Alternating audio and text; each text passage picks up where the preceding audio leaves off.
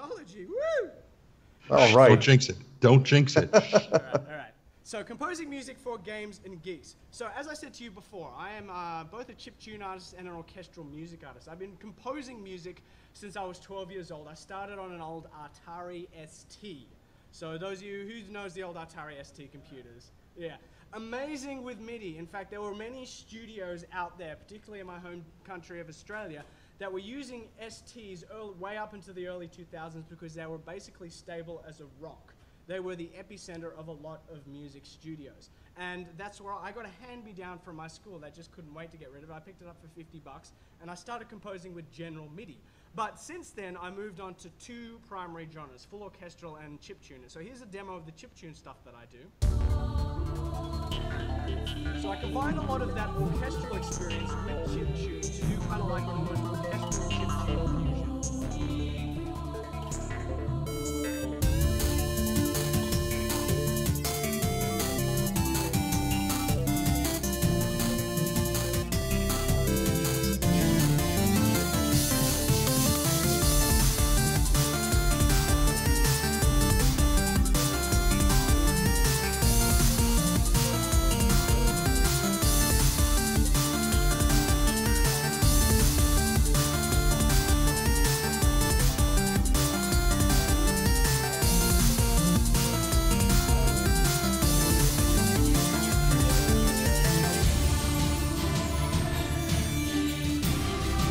So you can see the sort of fusion between the two of those and how it works. It was definitely something that hasn't been done a lot within the chiptune realm, but it seems to work quite well. And of course, if we're going to go just to the pure orchestral stuff, as Greg was saying earlier, we met through streaming on Twitch together for GOG.com's Twitch channel. And he told me about this graphic novel he was putting together. He was also putting a audio dramatization version. So here is some full orchestral stuff that I did to accompany that.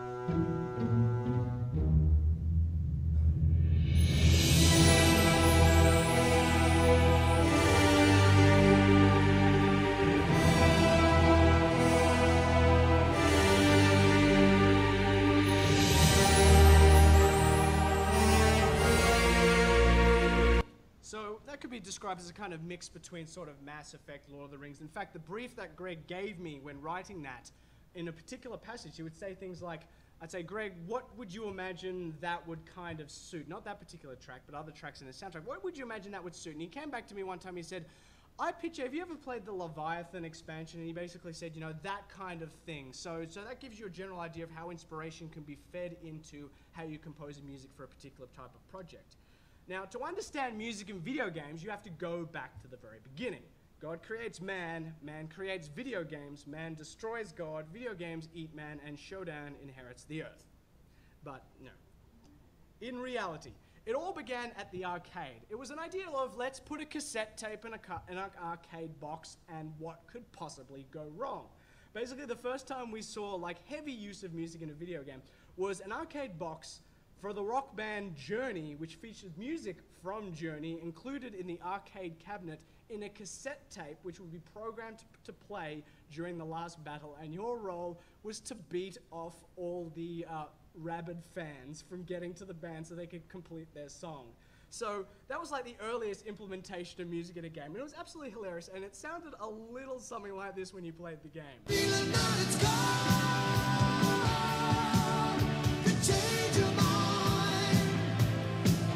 So you can imagine rocking out to an arcade to a cassette quality version of that blaring out, and it would have blown people's mind because at the time there wasn't a lot of sound in arcade games. That was like way early on, you know, late 70s this happened. So it was pretty mind-blowing for people. But then they began to realize that putting a media that slowly degenerates each time you play it inside an arcade that gets played hundreds of times a day was a really bad idea.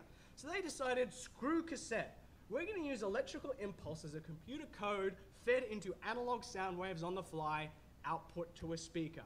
So they created these wonderful chips, and what composers were able to do with this was apply a mathematical brain to composing music, because these chips, all they did was have a digital to analog converter and take these tones and produce the bleeps and bloops. And initially it was very limited to a small number of channels, sometimes only one, which is what made it monophonic music.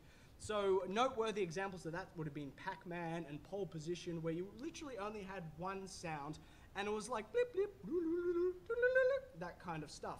And then further advances made tracks more complicated because it enabled people to have multiple channels. Frogger was one of the earliest examples of a game that had multiple audio tracks or music tracks for each level that played. And of course, Dig Dug by Yuriko Kino, or Kino. Well, you know, sue me on my bad Japanese, right? But this was the birth of a lot of composers, most of them Japanese, who knew how to really exploit the multi-channels of these computer chips to produce some really convincing sounds. And I guess it was the birth of FM synthesis in video game music. Now, after this, we came across MIDI, which was another form of synthesis. And with MIDI, it stands for Musical Instrument Digital Interface. It was a way for musical instruments to communicate. Now, it is such a solid medium, primarily because it's used even to this day. I was performing with MIDI out there earlier on. MIDI is just a way of devices to talk to one another. They can be really complex or really simple. Along with this was the invention of General MIDI, a standardized set of 127 different instruments that would be the same on virtually any device. Now, the instruments themselves could sound different. For example, patch 49 would always have to be your harsh strings. Patch 50 would always have to be your slow strings. Patch 1 would always be your piano. Patch 2, your E piano.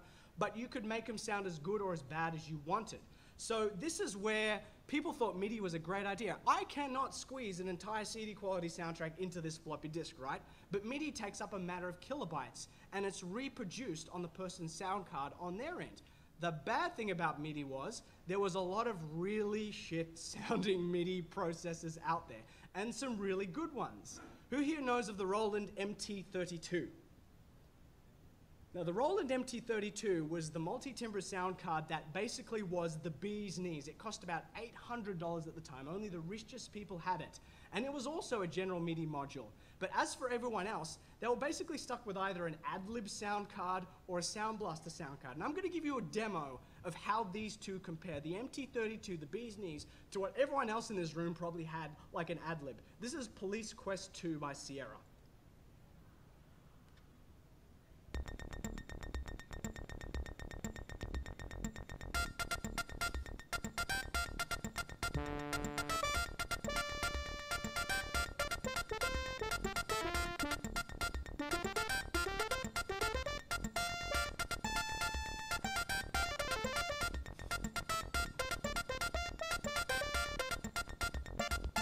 So let's fast forward to what it sounded like on an MT32.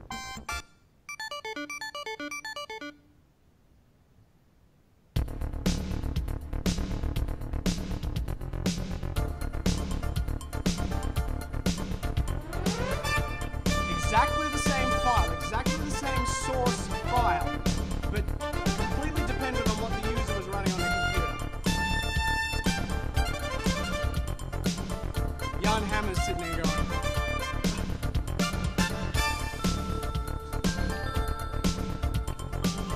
so as you can see, massive difference. So what made MIDI fantastic was composers were just like, okay, if I compose one, and they could do it on their studios. Like for example, I could go into a 10 or 100 or $1 million studio, write everything as nice as I could, output it to General MIDI and know that it was gonna sound relatively like how I originally composed it, and then watch someone play it on an ad-lib and go, oh shit.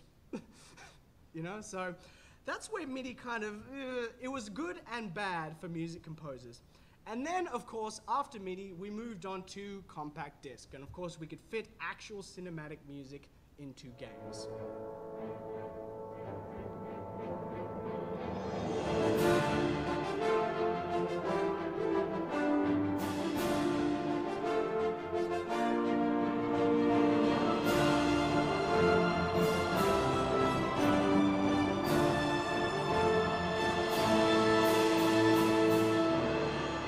So as you can see, as the video game industry became very much like the film industry, they adopted a lot of the principles and techniques and put just about as much money into the video game industry, and also music composers. So now composers who would typically be disciplined in writing for film could now have their artwork pretty much applied to gaming. But this presented a challenge because now you could approach video game music from basically two approaches: a mathematical approach or a compositional traditional approach. So we're also going to talk about how you can approach composing music for video games from both of these perspectives, because they're both applicable today, because there's a market for both of them. There's a market for AAA titles to have full cinematic music, and there's a market for indie titles to have a lot of that 8-bit traditional feel, which is why the genre of chiptune still exists today. So here's the question: do I approach it mathematically or do I approach it traditionally? And also, do you need to learn an instrument? Now, the last one is, it's not necessarily a given that you must know an instrument in order to write music. Within the chiptune realm, some of my peers have gotten extremely far and composed some brilliant music utilizing software that is coded primarily in hexadecimal, as you can see here. That is a tracker. That is called LSDJ. It is a tracker available on the Game Boy. And you can actually compose music utilizing the tones built into the Game Boy sound chip there. Now, a lot of the people in that industry don't have a musical background, but because their mind is mathematically oriented and they know what sounds good and they know what sounds bad, they can take that approach and apply it and produce some really amazing music. And this eventually evolves into other forms of electronic music. And with the creation of things like garage bands and a lot of things where you can get some nice sounding organic instruments like guitars and strings and orchestra, going from a mathematical approach and then working your way up is definitely a good route to take. Of course, for those of you who are musically trained and want to get into the realm of gaming, it's important to just play a lot of games. See how your artwork that you have been taught, the theory you've been taught, can be applied to video games. And it's almost the same. You see any comic book movie out there, it is a thematically heavy medium. You know, every character has a theme. When Darth Vader walks in, bah, bah, bah. As soon as you play that, you know shit's gonna hit the fan. You know, video games are exactly the same. Good video game soundtracks have thematic elements for different characters. So, let's say you finally decided, okay, I want to start writing music. I'm either traditional or I'm gonna approach it mathematically. How do you find inspiration to write music? This is often the most difficult question to a lot of people. And I approach this by a handful of ways. Importantly, listen to a lot of music that you want to write. Constantly listen to it. Put it on your iPhone or your media player or whatnot. Have it in the car, listen to it in the shower, sing it out aloud. That's the second point. Sing the songs that you enjoy the most. You know, so if you have a soundtrack to a film or a soundtrack of a game that really inspires you, I find that singing it out aloud gets your brain in the mood. It enhances your tonality. It enhances your appreciation of tonality. And you can build your own melodies, maybe harmonize. You guys are most likely going to be a lot better at it than I am, because I'm definitely not a singer. Here's something that actually is really effective. Try and imagine alternative scenes where the music is taking place. I love getting soundtracks to movies I've just watched where I've really enjoyed the soundtrack, and then listening to the soundtrack and thinking, if this was the soundtrack to a completely different movie, what would the visuals happening right now be? And try and come up with something that is completely way out of left field, completely original. I remember listening to the Spirit, Stallion of the Cimarron soundtrack by Hans Zimmer, and listening to it and thinking, this would be really good in a space battle. And so I played the soundtrack from start to finish, imagining that every song was representing elements of a particular space battle history. Not only did that give me a really interesting perspective on how music is applied to visuals, but it gave me a really good idea for a film. You know, so eventually that's locked in the mind there. And also, buy a lot of soundtracks before you even play the game or watch the movie. This will really help. Sometimes I'll download a soundtrack from a composer that I particularly like. You know, a lot of people like Hans Zimmer. And I will go, okay, I don't want to see the film yet. I'll listen to the music and I will think, okay, what is going on in this scene? And once again, it enhances the connection you have with what's happening on screen. And then when I go see the movie, sometimes it'll be exactly what I imagine, and sometimes it'll be completely different. But either way, it is a phenomenal experience. Okay, let's say that you've started doing it. How do you build relationships with people that are going to respect you and who you're going to respect? And I once heard this term Fig Jam, which stands for fuck I'm great, just ask me. Now, the important thing is, when you, exactly, it's like, it's Fig Jam, basically. When you start to have a little bit of success with what you're doing, it's very important to sort of still understand that you are always going to be, compared to the people who you're aspiring to be, technically a beginner. You always got to be willing to learn. You always got to understand that, let's say you go up and you play some music, and the next person plays something that, to your ears, isn't as refined as your own work. The most important thing is to never put someone down about that, because you got to put yourself in their shoes. When you're coming up with new ideas, you need all the encouragement you can get. And whilst sort of, giving yourself major props and accepting major props from people around you is important, exercising a level of humility makes people want to work with you again, because it's all about building relationships and making networking. So after that, getting your music out there. Let's say you've got a few tracks and you're ready to go and sort of see how it's going to go out there in the wild. Now, the steps that you can take to sort of start getting noticed is, of course, join various online communities. When I started getting into chiptunes, I joined the Chiptunes Equals Win community, which is a Facebook group and a website and everything. And before I released any tracks, I listened to what other people were coming up with. People in the same realm as you, people who are faced with the same challenges as you. It's another thing also in humility as well, is never catch yourself being too envious of other people who appear to be having a lot of success. My biggest trap is, I will spend a lot of time working on a piece of music and then try and get it out there in the wild, and maybe it'll get possibly like 50, 100 YouTube hits or something like that. And then you'll see someone do the same thing 2 days later, and then there's 10,000 hits, 20,000 hits, and you're just thinking, my God, why? Why is that happening? And you can build up a lot of envy doing that, but I found that the best cure for envying someone else's work is realizing you don't know the amount of work they put into their own tracks.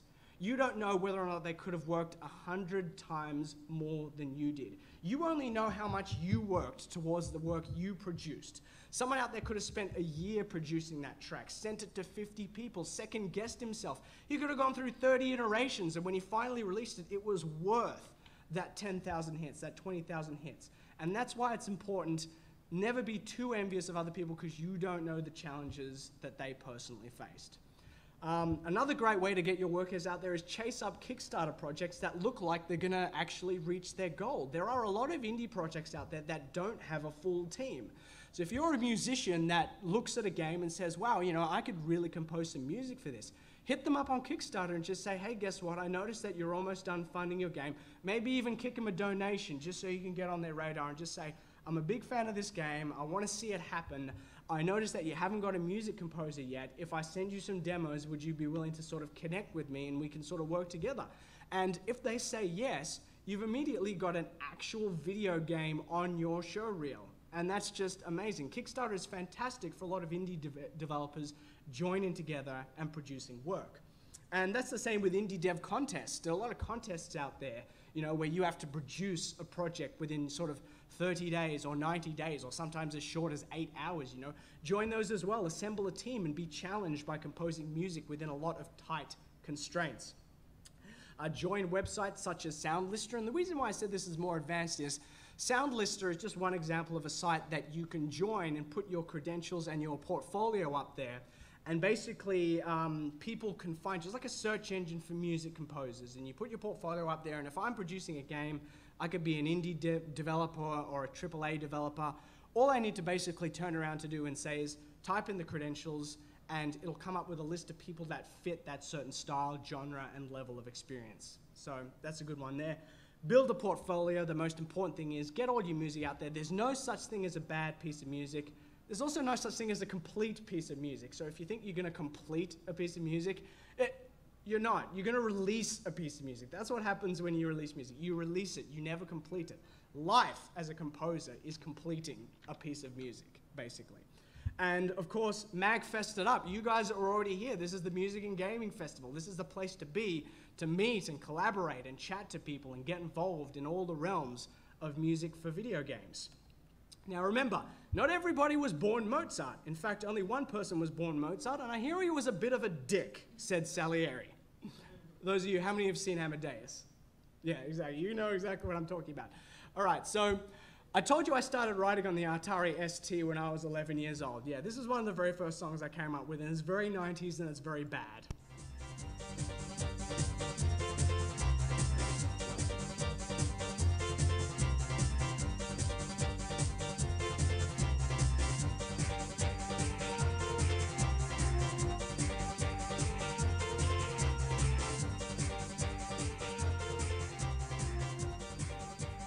I think it was even in mono, I don't know. I didn't know anything about sound theory at the time. I just knew I wanted bass and I liked the sound of 90s dance music. So that's basically what I came out with. So don't ever be disappointed in the first tracks that you put out there, because maybe you can play it back 10 years later in a panel here and have a good laugh about it. So that's basically the only reason why I brought that in here.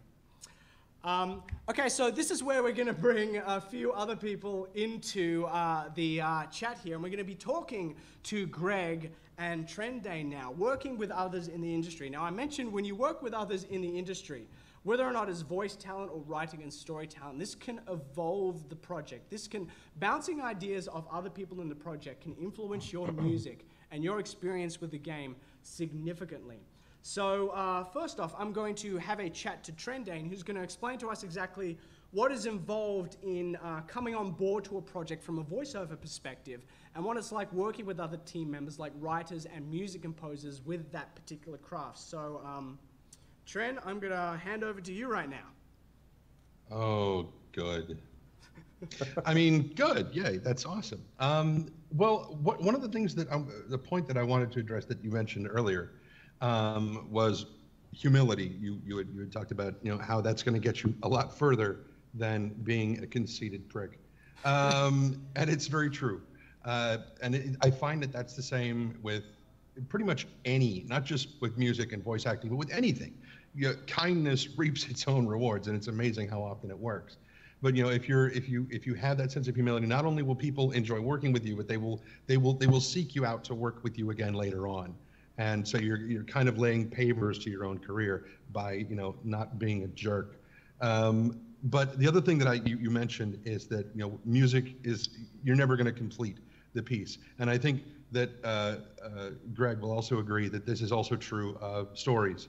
You're never complete. And video games are the same way. They are never completed. You just reach a point where you have to release it and hope and pray and whatever else you have to do to get it to work. Now, to address your handoff to me, coming on board, especially when you're very early in your career, you're going to be, you know, very nervous. Oh my God, what if I'm not good enough for this thing? How do I know what I'm supposed to be doing? Directors have a very clear idea in their mind what they want, and so being able to trust them and just throw something out there. Give them you've got a blank slate, but throw something out there, and if they haven't given you a character description, throw something out and they'll say, no, that's not quite what I want. Now, a really good director will then say, try it more like this. It's the ones that just say, no, that's not what I want. And you're like, and? What do you, and if they don't know what they want, then you can start a back and forth to figure it out. But it can be a little rough at the beginning. Eventually you learn, you kind of find your stride, and as you go on, you start to develop more of a niche. You start learning what you're really good at, and other people learn what you're really good at. What are the primary voice types that you're very good at producing? And then whenever that's what the sort of thing that they want, they will seek you out for that. Me personally, I tend to do kind of monstrous voices fairly well, which started kind of with Greg when we were doing Shadowrun, and I was playing Duncan Fisher, not Duncan Fish. Yes, it was. Duncan Wu. Duncan Wu. Duncan Fisher is a completely different guy. That's George Ledoux's character. Never mind. Anyway, but it's very much like that. You know, you and sometimes you'll find that writers will have a script for you, and then they'll hear the way that you say something, and they're like, oh, wait, no, it might be better like this. And so it becomes this collaboration back and forth, and everything slowly evolves. So you have to be kind of cemented in your way of doing things, but also flexible enough to be able to stretch that range a little bit if you can. So it's kind of crazy a little bit sometimes, often, always. Yeah. Now, Greg, I think you can bring Icarus into this because this is a perfect example of how the three of these kind of experiences meld together. And I do have a copy. Yes, I do have a copy. I'm holding up the same way as you are. I'm bringing Icarus. In front of everyone. Yes, I do. I've done a panel before, dude. So, so Icarus, just to reiterate, was a project that all three of us worked on that employed the writing, the voice, and the music. And I'm going to show you some stuff after Greg has finished talking of how that's actually evolved it into a new project that's in the works based on Icarus. But I'll let Greg sort of talk about how this further ties in, how you're going to be working with a team of people, and how the whole machine evolves. Well, yeah, I mean, first of all, so I totally agree with what both you and Trent have said about humility, about not being a jerk, about, you know, the importance of being nice and how those things work together. And it's amazing to me sometimes how people assume that talent on its own is sort of the only kind of definer, and that is not the case. It's not the case in writing either, by the way. If you're working with an editor, the editor also assumes that you've got to be a human being that he or she can deal with on the other end of the transom, right? So there's a sense of being a normal person is also an important aspect of this. But I got a little bit lucky, I have to say, with this, because I had already, as Trent pointed out, been working with him with the Shadowrun stuff that I did. I did a live event at Harebrained Schemes Studios, actually, and I had a chance to get in Trendane and a few others. Gray Dippick, who was one of my regulars, Russ Guberman, and he was both Trend and Russ ended up becoming a member of my, what we call the Our Vocalists, which are basically every month on my Twitch channel, we do this voiceover of a game like the Phoenix Wright games, or right now we're doing Aviary Attorney or something like that. And I basically don't forget Undertale. And Undertale, yeah, and I, which, oh god, that the Undertale voiceovers were some of my favorites, I have to say. And with Tren, with George Ledoux, with BB Wolf, with Russ Gruberman, and with Rob from the Game Crashers, Twitch TV Game Crashers channel, these guys have done a tremendous job. So when I started thinking about what I wanted to do for the audio of Icarus, I originally just thought this was going to be something which was as a thank you to the original Kickstarter backers for having been so patient, because it had taken a while for us to get the project to them. And then I had them literally do some of this over Skype and using a program that I've used to record a podcast that I work on for a long time. And it was one of those things where as I was working with them, and I was giving some direction, and I was saying, I think you need to kind of up this, you need to kind of punch this line a little bit more and drop it back. But much of it, honestly, was me just sort of like, this is the coolest thing I've ever seen in my life, because it was unbelievable. I can't even describe to you, and I've had the experience a couple of times of having my work, which I understood in a particular medium, right, and which I had imagined in my head, having that work come to life in an aural, a-U-R-A-L stage, was astonishing to me. And both George and Trent, you know, George in the initial sort of lead-in, when the first thing that he says is, you know, I was out digging for flame pedals with rig, and it was he hit the Old West prospector voice absolutely perfectly. I just settled back, and I'm like, I'm in the hands of someone who knows what he's doing. And it was the same thing when we got to Tren, and poor Tren was doing basically every monster, right? Tren was doing Icarus for one thing, but then Tren was also having to do the Salamander Kings and the Drakh and the this, and basically every monster, poor Tren had to like, no Tren, we need you to deepen the voice even further. It was just roar, it was just a sound wave, you know, with bats flying overhead and everything at the end. But it was astonishing to hear how effectively they managed it. And even with the direction and even with some corrections here and there, it came to go together rather quickly. So I think that is, number one, a sign of, I hope, the quality of the original work. I hope it was inspirational to them. But I also think it was an example of them being able to bring a dimension to it that I would not have thought they would have been able to necessarily. You know, I had expected it was going to be a good solid reading because I had worked with them before. I didn't know how much they would bring it to life. And as you say, Matt, once we then had a chance to do, and I got to add the extra dimension of the visual effects stuff and your music. And by the way, for everyone who's in the audience, Matt is unbelievable. Like, let me just say, when I told him that thing about the, you know, have you ever played the Leviathan DLC? That to me is kind of like, so, you know, can you paint this in blue? And suddenly Picasso, right? Like, I was like, can you do a Leviathan DLC? Sure, have the coolest thing you've ever heard in your life, you know? And Matt was really, really able to draw upon that. So I was extremely fortunate to have those people work with me, produce something which I think is absolute top shelf level that I would put up against any other audio work I've ever heard. That's not hyperbole. They are just that good. And it's led to other projects. Tren is also going to be doing the audiobook of my novel Gray Shade, which he's working on right now and is doing a similarly brilliant job with that. So I've been very lucky in the way it all came together, and I'm very fortunate that I have such talented people that are also good people that I've had the chance to work with. Yeah, no, exactly. And that's basically, the importance. I mean, they touched on, humility, really reiterated humility in working with other people. And I think the key messages here is like the evolutionary process of how a project comes together.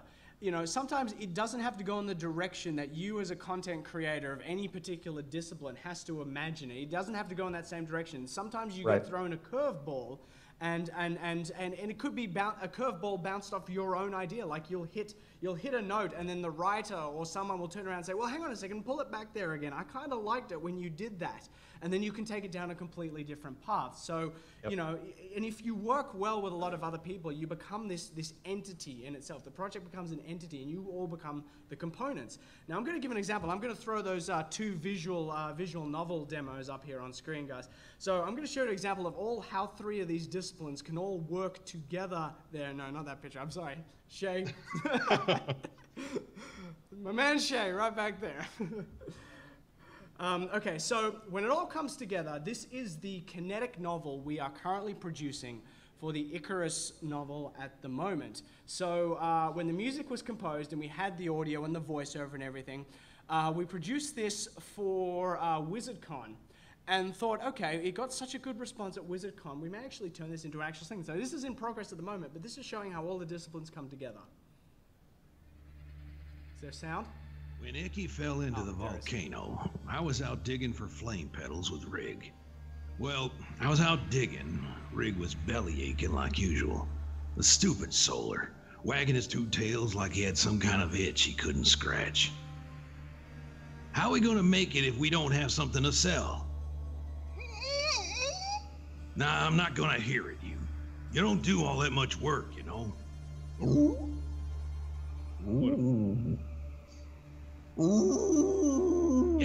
Yeah, enough. Let's just get to it. Of course, there ain't no better Solar west of the hole, not when it comes to finding flame petals. Not the biggest brains in the Vol, no matter how many times I tell him that Peller's spikes come out after you swallow them, he still eats the damn things. But on a good solar cycle, he'll get as many as 10 flame petals. That goes a long way. Lately, though, we've been coming up pretty light. 2, 3, maybe 4 on a good solar cycle. And I was starting to get worried. I got bills to pay, you know. We were taking a break after trudging near to the Central Plains. Mountains rose to the north, up where some fools say the Furbargs live. To the south, the lava pools with the Salamander Kings. Far in the distance, the East Plains. And beyond them, the hole. We'd never been out this far before, and all we had to show for it was a big fat nothing. My dad would have told me I was being a damn fool, probably. He was a prospector, like me, but he hated every cycle of it. What he really loved doing was crafting. Then he was gone, and what was I supposed to do but try to live like him? Except for the crafting part, which I ain't too good at. But truth be told, I'm nothing like him. People liked him. Best I can do is keep my head down and keep out of the way. Come on, Rig, what's with all the yelling? Oh no. Soul's blood. A flame demon. You don't usually see him this far west. I knew I was done for, but I felt sorry for Rig. It wasn't his fault I wasn't paying attention. Wouldn't you know it? The damn fool Solar thought he could do something against a flame demon. Surprised the flame demon hadn't made a move yet. But maybe he just couldn't decide which one of us he was gonna eat first. Or maybe he was just having some fun, you know, like he was playing with his food before he ate it. Come on now, you don't want none of Rig here. You let him go and deal with me. I got what you want. What the? That right there was how I first met Icky. That kid knew how to make an entrance.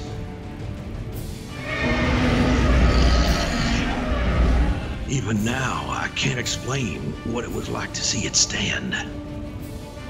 But this expression on its face, kinda serene, like it knew what was gonna happen. 'Cause that demon comes up swinging and screaming, you know, and in it comes. No! All of a sudden, those wings glowed blue and light shot out all over the place. Entrances, I tell you. That kid knew how to make an entrance.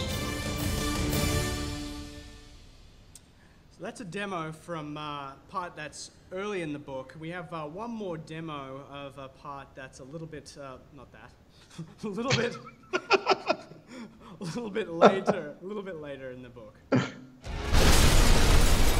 Saul's blood. Wrench almost the sound of the alarm. Oh, that's gonna bring every damn soldier and guard and Vesu in here faster than the flicker Brad. We're done for. I don't think we are. If the Magister can get out of this tower without using the stairs, so can we. Tell me, Jelinek, when's the last time you flew on a flying carpet? What kind of question was that? I don't think... Another blue glow, and then it felt like my stomach was dropping. Saul's blood. I did not expect this. Like it? How you doing this? Some kind of magic? Indeed it is, but not mine. We should thank Jarvis for the escape route. I imagine the guards weren't too happy to find us using their master's travel path, but I doubt very much they'll know how to use it themselves to follow us. I couldn't really say anything at first. Flying's for flicker brads and flame demons. There's a reason we're called grounders. But eventually I found my voice. How'd you know to use that blue light of yours on Jarvis? Instinct. And I've started to remember things about my wings and about Jarvis. Not Jarvis himself, but fighting him was very familiar. And I think he knew me too, or at least more than he let on. That crystal that replaced his hand, it's there on purpose, to wield that kind of power. At the very least, Jarvis is dangerous. Possibly all of the Magisters are, in which case everything around you is dangerous. I already know that. Do you have any idea which way we're headed? I'm no tracker, but I think we're headed southeast. The mountains are way off in the distance to the north, and we've been flying away from them for the past few score cycles, and towards the lava pools. What's wrong with the lava pools? Nothing's wrong with them. It's what's in them that's the problem. The pools are where the salamander kings live, and if you want to talk dangerous, them's the creatures you start with. That's the other end of this beam ahead. Jarvis is already there and is probably prepared for us. We can't risk arriving there. We'll be torn apart in a cycle.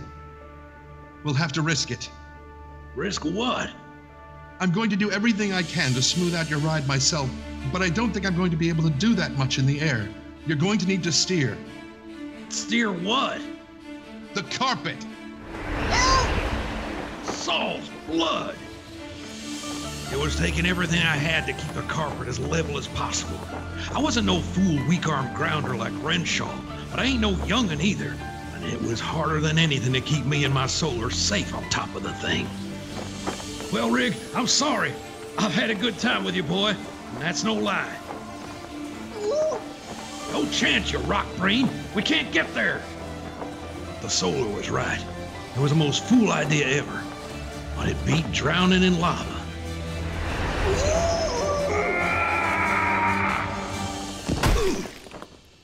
I'll be damned.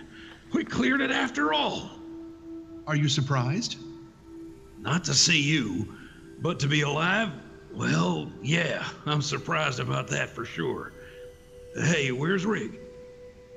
Easy, Jelinek. Your solar's very tough. Yeah, well, jumping was his fool idea. And good to see you, Rockbrain. Glad you made it.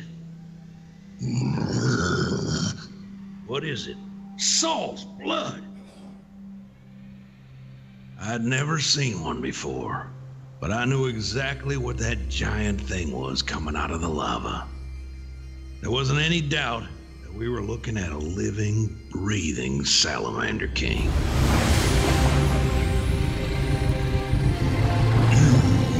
From where do you come? I come from above. Then why do you come? Who has sent you? I don't know. I don't remember exactly how I got here or who I am. Then you do not remember what manner of being you are? Now, look here now. I don't know that it's right for you to be asking questions Icky can't answer, even if you are a Salamander King. We didn't mean to end up here, but we did, and we're sorry. So, if you're a Salamander King, then you ought to get on with whatever you're planning on doing with us. And so that was the second part of the Icarus kinetic novel that's currently being produced. So I'll just flip back to the guys again here. So basically, what started out as this graphic novel, written by Greg, was eventually illustrated by Mark Dos Santos and Matt Slay. And Trendane was one of the voiceover artists who did a lot of voice work for the audio dramatization version. I came on board and did the music, and now we've turned it into sort of something that utilizes visual effects to produce the final project. And that's kind of like an example of how all these elements meld together. And, you know, composing music for games and geeks, why I said geeks in the title as well, is it doesn't necessarily need to be games. It can be any sort of geek media. It can be chiptunes, it can be graphic novels. We live in a fantastic time where we have access to so much wonderful technology that almost every new thing being invented is a geek form of technology. Somewhere where a lot of you, almost everyone at this festival is right in their element and should be really proud to be a part of and should be willing to dip their toes in and get their feet wet. And with that, what I'll do is I'll open the floor up to any questions to either one of us with regards to music, voice or writing or any of the creative process. Okay, no questions? All right, not a problem then. Well, with that, I will round off the panel. Thank you so much. What I've got up here at the front is I have some bookmarks here for Icarus, which have details on where you can actually pick up copies of the graphic novel online. There is also copies here of cards that also show you where to get the soundtrack for Icarus as well. And there's also my own cards here where you can get copies of my music from Bandcamp. And I've also got a few CDs of my chiptune album Genesis here that I'm willing to give out to folks. Whoever wants to come up and grab a copy, it's yours. So, ladies and gentlemen, thank you so much for joining us on the panel. Greg, is there anything you want to say before we round off? No, just thanks for having us on the panel, and thank you for doing the beautiful music that you did and the visual effects for Icarus. It's very exciting, and I think everyone out there should get it, not just because I'm biased and think you should get my work, but also because I really want you to hear Matt and Tren and George and the folks who worked on this work, because it's as you both were able to see and hear, it's really good stuff. So thanks, Matt. No worries. And Tren? What? Oh. Well, I was thinking that R was going to say, you know, if you want to see even more of us, you can come over to his Twitch channel whenever we're doing. See? That's true. See? That's true. That's true. I forgot about that. Actually, you know what? Let me jump in. I forgot about that. You're quite right. Trendane plays in a regular D&D campaign with me on Twitch, and you get to see more of his voiceover work, plus our vocalist that we do once a month, so you get to hear more of his beautiful voice work there. I forgot about that. I do have a special D&D event coming up October 1st with Ed Greenwood, creator of the Forgotten Realms, as the GM of myself, Marie Bilodeau, Saladin Ahmed, Amal El-Matar, Mike Underwood, Brad Bollier, and Patrick Rothfuss, all playing a special Dungeons & Dragons event on Twitch to celebrate the release of Greyshade. So thank you, Trendane. I would have forgotten without you. That's what I exist for, apparently. I mean, well, it's one of the other things Anyway, so in addition to all of that, you can find me on Twitter. It's just @Trendane. I'm pretty much Trendane everywhere, except for Facebook, where it's trend.sparks. But anyway, aside from all of this, you can also find some of my work on the aforementioned Star Citizen machinima called Bulkheads, which you can find on YouTube under the name Bulkheads. Big surprise there. Okay, wonderful. And with that, ladies and gentlemen, like I said, we've got details over the front. You can find me and my music at chronowolfmusic.com, but all those details on the cards here, including Icarus. And also, for anyone who wants to know the social media details of these two fine folks, I will be willing to give it out to you. Oh, my thing is about to run out of battery. 7% left. Thank you so much, Good timing. Shane and Greg. And thank you, everyone else, for joining me here for the stream. Now we can show that screen. Thank you very much. See, I'm used to Twitch streaming. I said, thank you for joining me for the stream. All right. That's it.